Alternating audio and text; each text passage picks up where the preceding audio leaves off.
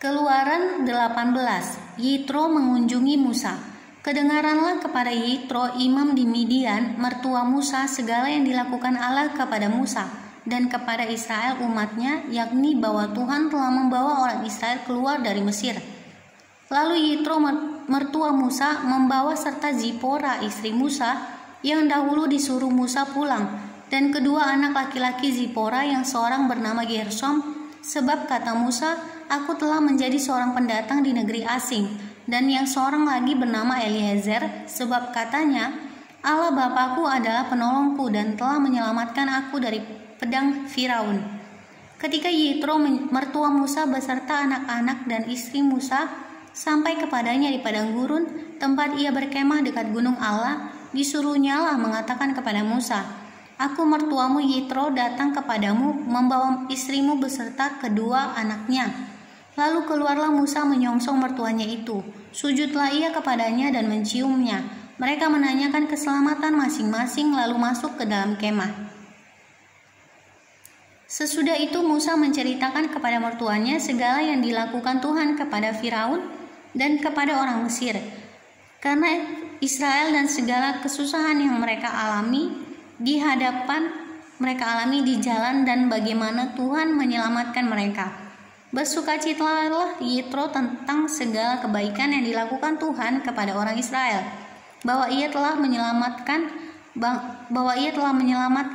mereka dari tangan orang Mesir.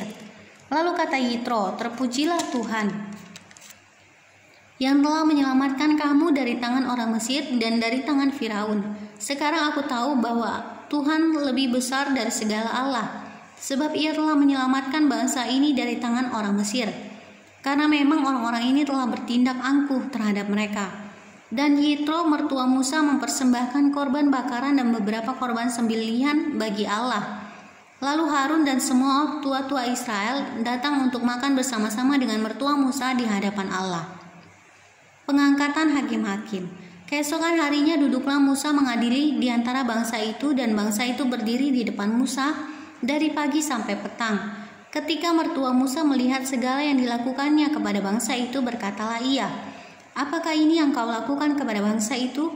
Mengapakah engkau seorang diri saja yang duduk, sedang seluruh bangsa itu berdiri di depanmu dari pagi sampai petang? Kata Musa kepada mertuanya itu, sebab bangsa itu datang kepadaku untuk menanyakan petunjuk Allah. Apabila ada perkara di antara mereka, maka mereka datang kepadaku dan aku mengadili antara yang seorang dan yang lain.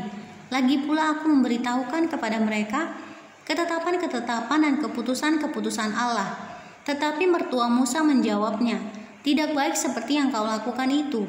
Engkau akan menjadi sangat lelah, baik bangsa yang berserta engkau ini, sebab pekerjaan ini terlalu berat bagimu. Takkan sanggup engkau melakukannya seorang diri saja. Jadi sekarang dengarkanlah perkataanku. Aku akan memberi nasihat kepadamu dan Allah akan menyertai engkau.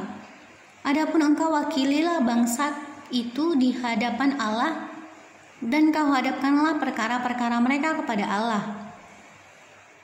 Kemudian haruslah engkau mengajarkan kepada mereka ketetapan-ketetapan dan keputusan-keputusan, dan memberitahukan kepada mereka jalan yang harus dijalani dan pekerjaan yang harus dilakukan. Di samping itu kau carilah dari seluruh bangsa itu orang-orang yang cakap dan takut akan Allah, orang-orang yang dapat dipercaya dan yang benci kepada pengejaran suap.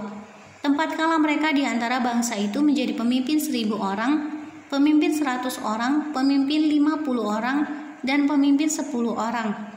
Dan sewaktu-waktu mereka harus mengadili di antara bangsa, maka segala perkara yang besar haruslah dihadapkan mereka kepadamu, tetapi segala perkara yang kecil diadili mereka sendiri. Dengan demikian mereka meringankan pekerjaanmu dan mereka bersama-sama dengan engkau turut menanggungnya. Jika engkau berbuat demikian dan Allah memerintahkan hal itu kepadamu, maka engkau akan sanggup menahannya, dan seluruh bangsa ini akan pulang dengan puas senang ke tempatnya. Musa mendengarkan perkataan mertuanya itu dan dilakukannya lah segala yang dikatakannya. Dari seluruh orang Israel, Musa memilih orang-orang cakap dan mengangkat mereka menjadi kepala atas bangsa itu. menjadi pemimpin 1.000 orang, pemimpin 100 orang, pemimpin 50 orang, dan pemimpin 10 orang.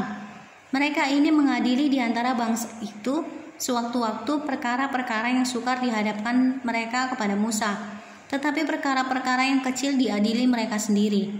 Kemudian Musa membiarkan mertuanya itu pergi dan ia pulang ke negerinya.